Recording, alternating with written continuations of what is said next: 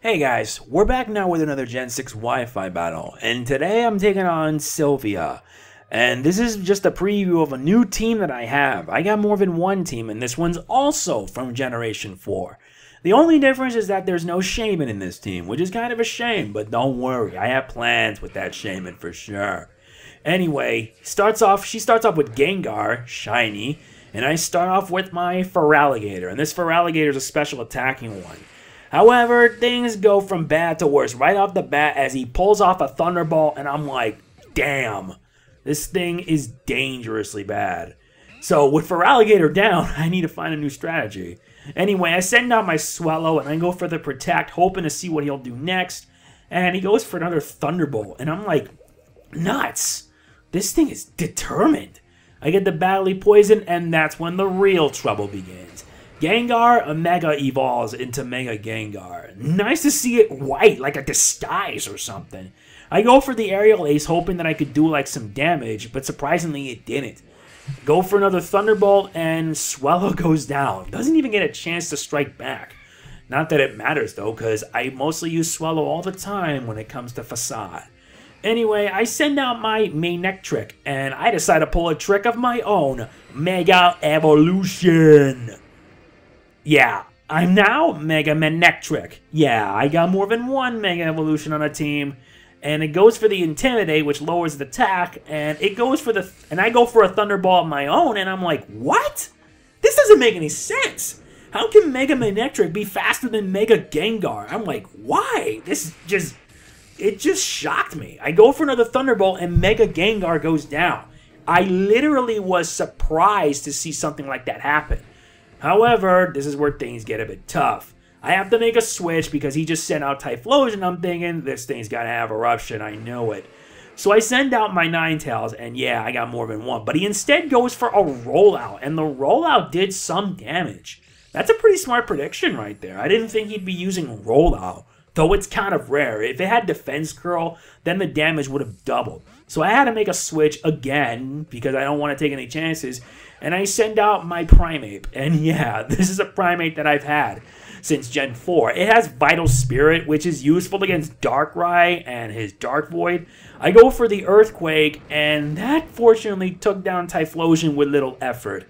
Primeape has never let me down in Pokemon Battle Revolution. It never has. Anyway, he sends out Greninja, and Greninja goes for the Night Slash and Protean. That means it's a Dark type. However, unfortunately, I asked myself, a Protean, physical Greninja? This is kind of weird, but also it just gave me the chance to use close combat to take down Greninja in one hit. The battle started off a bit rough with that Mega Gengar, but now it's striking hard and striking fast, thanks to my Primeape and my Mega Manectric. And now he sends out Emboar, and it's nice to see Emboar in Gen 6. And if he has something up his sleeve, I just decided, nope, I'm going to switch. So I switch into Ninetales hoping to see he'll do a fire attack, and he does. And Ninetales Flash Fire kicks in, absorbing it like it's nothing. Thank goodness, too, because now I can actually strike hard and strike fast with this. I get a Nasty Plot hoping that I could boost my special attack enough to take it down in one hit. But Emboar goes for a Head Smash. And I'm like, ouch. I didn't expect it to have a Head Smash. That just really surprised me, and it took down my Ninetales rather easily. Ouch, that sucked bad. Doesn't matter though, because I'm now sending out my Mega Manectric. Intimidate kicks in and it lowers his attack. Hopefully that I can be able to take it down easily. Which, I do so to be precise. Yeah. And I didn't really take it down, but it ends up getting a Paralyze. And Parahacks. So much for that. I just go for one more Thunderbolt and that's it. Emboar taken down. One less threat to deal with. If it had Earthquake, it would have really turned the tide of the battle. And now he sends out Torterra. Wow, another Sinnoh starter on the... yeah, it is a Sinnoh starter in the battlefield. I go for a Flamethrower, and that didn't do much, but he goes for an Earthquake, and that takes down Mega Manectric rather easily. Yeah, Mega Manectric did a good job in this battle. Sadly, though, it wasn't able to withstand my opponent's attack.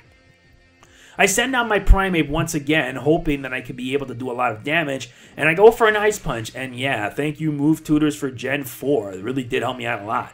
The Ice Punch took down Torterra rather easily, since it is part ground and part grass. He brings in his Landorus, and it's a shiny one at that.